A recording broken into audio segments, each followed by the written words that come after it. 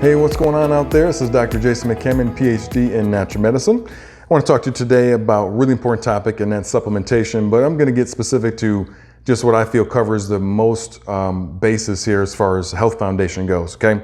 So a little background. First of all, most of our foods, okay, there's exceptions, but most of our food is now grown as far as vegetables in just sand, okay? There's almost no nutrition left, very little minerals.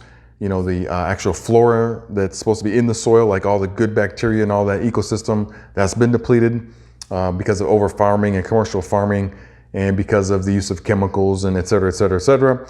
So, you know, a piece of broccoli, like a stalk of broccoli, is not what it used to be 100 years ago. It's literally been studies are finding it's 3 to 5 to plus times, you know, less nutrient dense. And the scariest part is the antioxidants have fallen off precipitously, way more than just nutrients like, you know, your vitamins and minerals. Your antioxidants are what helps us protect our body from free radical damage, which is basically created from making cellular energy.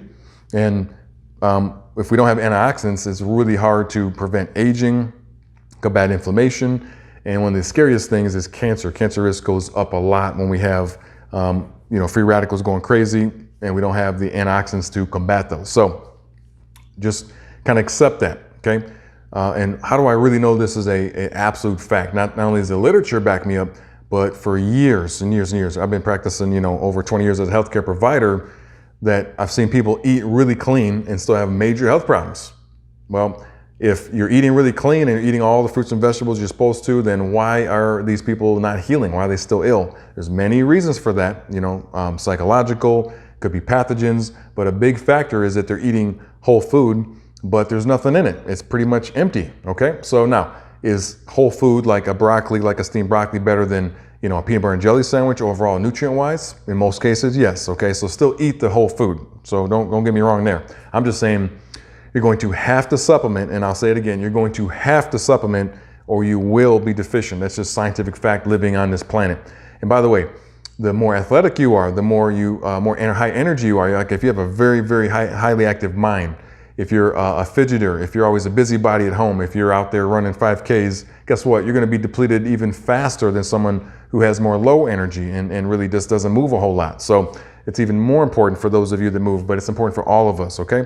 So fact number one, our food sources, God bless farmers, they keep us, they help feed America, but still, because of commercial farming, our food sources are very depleted of both total nutrients and antioxidant power. All right, so let's establish that.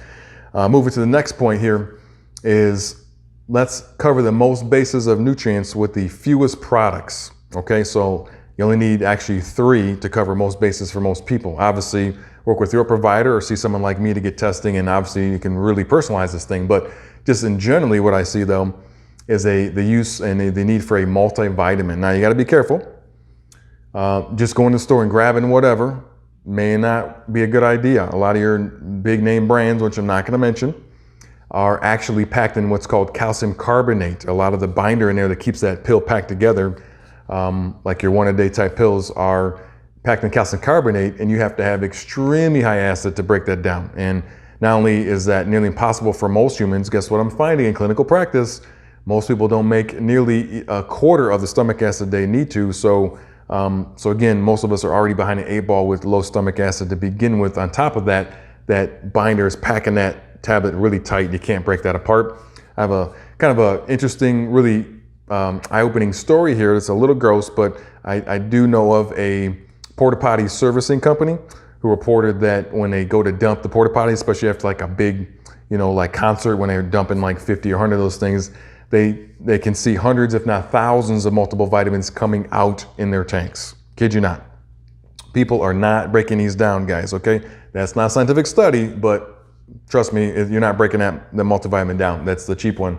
Furthermore, those are synthetic nutrients. Most of those nutrients in there are not even what's called bioavailable. Your body has to work really hard to try and make something of that. Even if it does break down the calcium carbonate, it's probably not going to do much benefit anyway. I would go so far to say many multiple vitamins that are more generic or very low quality could be hurting you and driving you more nutrition processing it than it does give you, okay? So multiple vitamin, we gotta be sure it's a quality one. Now, I personally, again, I have such a great testing platform. I can test my patients to make sure that they're compatible to their product, and it's unlike any other testing you can do in medicine. But if I had to give you any advice on that, it would be like a whole food-based multiple vitamin. That's the biggest thing with what's called with methylated folate and methylated B12, two of the most important things you can have in a multivitamin. We're not going to get into levels of this and that and chromium and magnesium, too much discussion, but basically a multivitamin. And a majority of people probably should have an iodine in there as well. Not many are made with iodine or iron, so something to think about if you need to look into that. So a multiple vitamin, really important. One last note on multiple vitamin is the higher the quality, typically the more actual individual doses you'll need, believe it or not. So the higher quality ones that I carry here, or I recommend, are actually 4 tablets a day. Now, why 4 versus 1? Well, the actual molecular form of the nutrient takes up more physical space in the product. Okay, for it to be activated in a bioavailable form, it takes up more space. Therefore, you usually have to take more. So that's actually a good sign. But there's many signs. Number 2, and that would be a vitamin D supplement. Okay, the average physician. Okay, I'm not knocking them. They got a lot of work on their plate. They're kind of overworked by most corporate medical models. But the average physician has patients even number one, not recommending much vitamin D. Or if they recommend it, it's maybe 2,000 IU, which is way, way, way less than you need. And the literature shows that a light skin or fair light skinned person can synthesize 15 to 20 to 25,000 IU of D in just 15 to 20 minutes in direct sun. Okay, there's a lot more to getting vitamin D from the sun. I can cover another video, but basically 2,000 IU ain't cutting it, guys. That's just to prevent those early childhood diseases back in the 1800s, okay? Most adults need at least 5,000 IU. Many need 8 to 10,000 IU. You will need to get blood testing and work with someone like me to assess that, but vitamin D is crucial. The vitamin D in the multi is not enough. I'll say it again. The vitamin D in the multivitamin, not even close to being enough. Most have 800 to 1,000 IU, and again, at least 5,000 IU for most adults, unless you have some other health issue, then check with your provider on that. All right, number 3. Omega-3 fatty acids, fish oil, okay? Still a absolute powerhouse of benefit, unbelievable. I could do 4 hours just on fish oil. It modulates and has an effect on so many parts of your being. You gotta just trust me, you gotta get some fish oil. Now, I prefer whole food based as far as if you can get grass-fed beef, wild-caught salmon, cold water fatty fishes, free-range eggs. I mean, real free-range, like from a neighborhood, from a local farmer. Those are amazing, and you don't even need to supplement if you get those in 3 or 4 times a week. However, if you're not big on again, game and all that stuff, then guess what? You can't go without. And the vegetal form, which is going to be like like in flaxseed. Flaxseed does have omega-3, but it's in the ALA form. It has to be converted to DHA and EPA. Our bodies are very poor at that.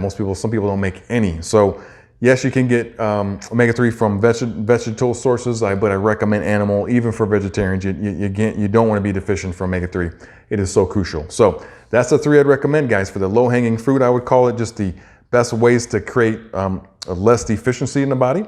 And that's the multivitamin, that's full food-based, the vitamin D standalone supplement, and then omega-3 fatty acid. And by the way, one more thing on fish oil, it's got to be triglyceride or a liposomal based, right?